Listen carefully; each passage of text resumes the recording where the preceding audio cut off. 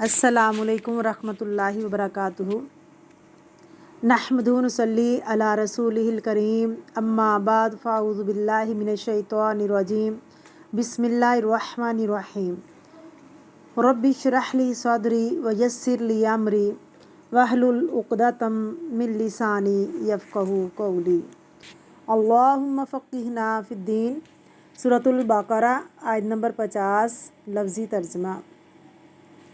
وَإِذْ اور جب فرقنا پھاڑا ہم نے بکم تمہارے لیے البحر دریا، فَأَنْجَيْنَاكُمْ پھر تمہیں بچا لیا، وَأَغْرَقْنَا اور ہم نے ڈبو دیا آلَ فرعون آل فرعون کو، وَأَنْتُمْ تَنْظُرُونَ اور تم دیکھ رہے تھے۔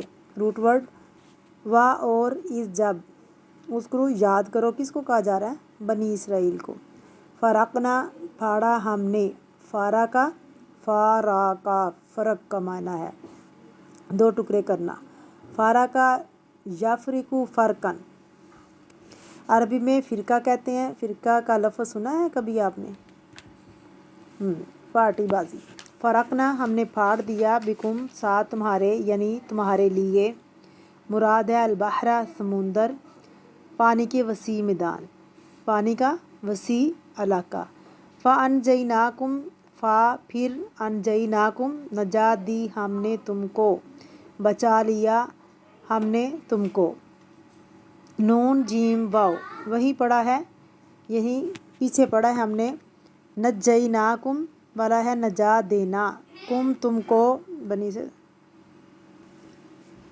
وَأَغْرَقْنَا اور ہم نے غرق کر دیا، غین را کاف، اغرقا یورقو اغراق غرق کرنا، آل فرعون فرعون کی آل کو، وا اور انتم تم تنظرون دیکھ رہے تھے۔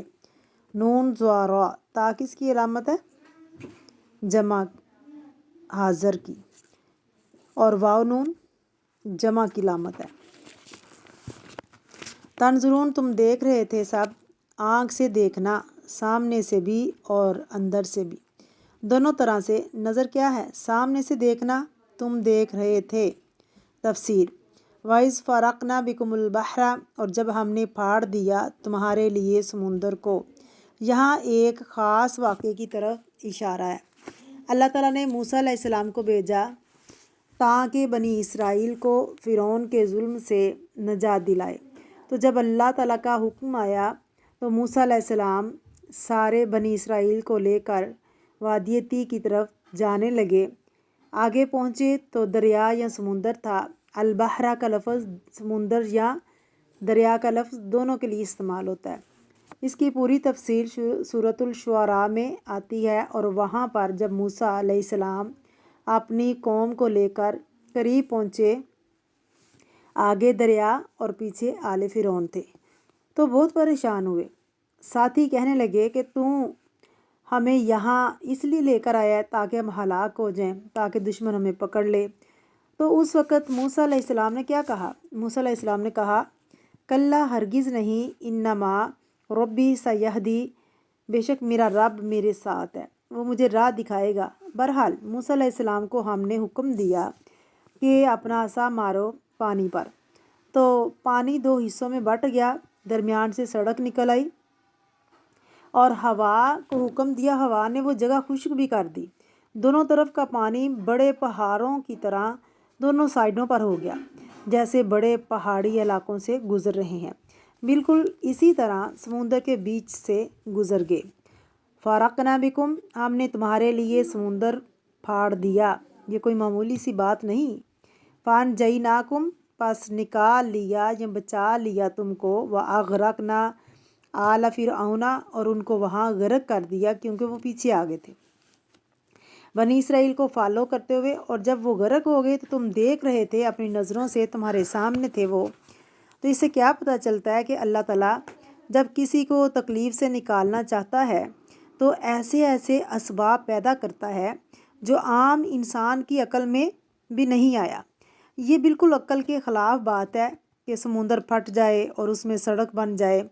سڑک بنانے کے لیے کتنا پیسہ چاہیے ہوتا ہے، کتنے لوگ لگتے ہیں، اور کتنی پلاننگ کرنی پڑتی ہے تو ہائی وے بنتا ہے۔ ایک عصا کی ضرب سے پورا راستہ بن جائے۔ اللہ کا اذن تھا، اللہ کا حکم تھا۔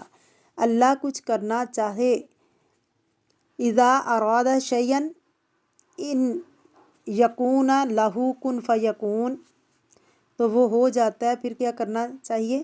ان اللہ سبحانہ و تعالیٰ جب ارادہ کرتے ہیں کسی چیز کا تو کن کا لفظ استعمال کرتے ہیں، اور ہمارا عقیدہ ہے کہ کن کی نون بعد میں ادا ہوتی ہے، اللہ کا وہ کام پہلے فیکون یعنی وجود کے اندر آ جاتا ہے۔ اللہ سبحانہ و تعالیٰ کی طرف رجوع کرنا چاہیے۔ پھر ہمیں کیا کرنا چاہیے؟ اللہ کی طرف رجوع کرنا چاہیے، نہ کہ انسانوں کی طرف کہ اچھا فلاں ہماری مدد کرے گا، فلاں ہمارے کام آئے گا۔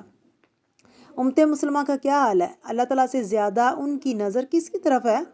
کس کو دیکھتے ہیں؟ انسانوں کو دیکھتے ہیں کہ وہ ہماری اپنی ذاتی زندگی میں اگر کوئی تکلیف آتی ہے تو دائیں بائیں دیکھتے ہیں، انسانوں کو دیکھنے لگتے ہیں۔ اجتماعی زندگی یا قومی زندگی کے اندر کوئی تکلیف آئی تو بڑے بڑے انسانوں کو دیکھنے لگتے ہیں، اور جو اصل بڑا ہے یعنی اللہ رب العزت، اس کو بھول جاتے ہیں۔ تو کیا یاد رکھنے کی ضرورت ہے؟ ہمارے لیے کیا سبق ہے؟ انجیناکم، نجات دی اللہ رب العزت نے، یعنی اللہ رب العزت ہی نجات دیتا ہے مصیبت کے وقت۔ تو کس کی طرف جانا چاہیے؟ اللہ رب العزت کی طرف جانا چاہیے، اس کو پکارنا چاہیے، تو وہ پکار کو سنتا بھی ہے۔ آپ چاہے اس کو کسی بھی زبان میں پکاریں، چاہے کوئی سندھی میں، ہندی میں، پنجابی میں، اردو میں، عربی میں، انگلش میں، کوئی بھی زبان ہو، کسی زبان میں بھی آپ اللہ کو پکارتے ہیں تو اللہ رب العزت وہ زبان، وہ دعا آپ کی سنتا ہے۔ اور سب سے بڑی بات یہ کہ ہم جب کسی کے پاس جاتے ہیں نا دوائی لینے، یا کسی پیر کے پاس جاتے ہیں دم وغیرہ کروانے کے لیے، تو وہ کہتے ہیں کتار بناؤ اور باری باری آؤ، لیکن اللہ رب العزت کی یہ صفت ہے کہ نہ اس نے کہا کبھی کتار بناؤ، نہ اس نے کہا باری باری بات کرو۔ وہ سب کی بات ایک دفعہ ہی سننے پہ قادر ہے، اور جو ڈاکٹرز اور پیر اور فقیر اور جتنے بھی ہیں دنیا کے اندر، ان سب کو تو سمجھ نہیں آئے گی جب سارے انسان یکدم بولنا شروع کر دیں گے۔ وہ کہیں گے بھائی آرام سے اپنی اپنی باری کے ساتھ آؤ، اور اپنی اپنی باری سے بات کرنا، آہستہ آہستہ بات کرنا۔ لیکن اللہ رب العزت کو ساری دنیا ایک وقت میں بھی پکارے تو اللہ تعالیٰ پکار کو سنتے بھی ہیں اور قبول بھی کرتے ہیں۔ پھر آپ دیکھیے کہ یہ صرف بنی اسرائیل کے ساتھ نہیں ہوتا، صحابہ کرام کے ساتھ بھی یہ معاملات پیش آئے کہ جب دشمن کا مقابلہ کرتے ہوئے ان کے درمیان میں سمندر حائل ہوئے تو انہوں نے اپنے گھوڑے سمندروں کے اندر دھڑا دیے۔ اقبال کا یہ شعر آپ نے سنا ہوگا، دشت تو دشت ہیں دریا بھی نہ چھوڑے ہم نے، بحر ظلمات میں دوڑا دیے گھوڑے ہم نے۔ یہ شعر نہیں، حقیقت ہے۔ جب ایک انسان پورے عزم کے ساتھ، پورے ارادے کے ساتھ، پوری نیت کے ساتھ اللہ رب العزت کی طرف بڑھتا ہے تو پھر اللہ تعالیٰ اس کے لیے غائب سے مدد کرتا ہے، اور بسا اوقات سمندر بھی خشکی کا راستہ بن جاتا ہے، اور وہاں بھی راستے نکل آتے ہیں۔ لیکن یہ کب ہوتے ہیں؟ جب اللہ کی مدد آتی ہے، جب ہم اللہ کو خالص ہو کر پکارتے ہیں۔ اور اللہ کی مدد کے لیے کیا کرنا چاہیے؟ اللہ ہی کی طرف رجوع کرنا چاہیے۔ یہ نہیں کہ اللہ کو چھوڑ کر کسی قبر پر جائیں۔ انسان تو وہ اغرقنا آل فرعون، اور غرق کر دیا ہم نے آل فرعون کو، وانتم تنظرون، جب کہ تم دیکھ رہے تھے ان کو اپنی آنکھوں سے۔ اس میں بھی ایک بہت بڑی بات ہے کہ انسان بعض اوقات سنتا ہے کہ اس کا دشمن ختم ہو گیا، اور بعض اوقات اپنی آنکھوں کے سامنے ختم ہوتا دیکھتا ہے۔ ان دونوں چیزوں میں فرق ہے نا، کہ خاص طور پر جو مشن کیا ہے وانتم تنظرون، تم اپنی آنکھوں سے دیکھ رہے تھے نا، جی تصدیق ہو گئی، کنفرم ہو گیا۔ اور مزے کی بات یہ ہے کہ فرعون کو اپنے دریا پہ بڑا ناز تھا۔ قرآن پاک میں ایک جگہ پہ آتا ہے، فرعون کہتا ہے اپنے لوگوں سے، اے قوم، یہ میرے لیے مصر کی بادشاہت نہیں تم دیکھتے؟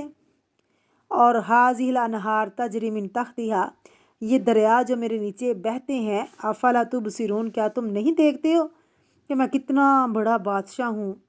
تو اللہ تعالیٰ نے ان کو انہی دریاؤں میں ڈبو دیا جن پہ اس کو بڑا ناز تھا۔ انسان کو دنیا میں جو نعمت ملی ہے اس پر اترانا نہیں چاہیے، فخر نہیں کرنا چاہیے، تکبر نہیں کرنا چاہیے، بگڑنا نہیں چاہیے، کیونکہ کوئی پتہ نہیں کہ وہ جگہ جس پہ وہ تکبر اور فخر کر رہا ہے، غرور کر رہا ہے، وہ جگہ انسان کے لیے ہلاکت کا ذریعہ بن جائے جیسے فرعون کے لیے بنا تھا۔ اللہ تعالیٰ ہمیں قرآن پاک سے نصیحت حاصل کرنے والا بنائے، آمین، اور اس قرآن پاک پہ عمل کرنے والا بنائے۔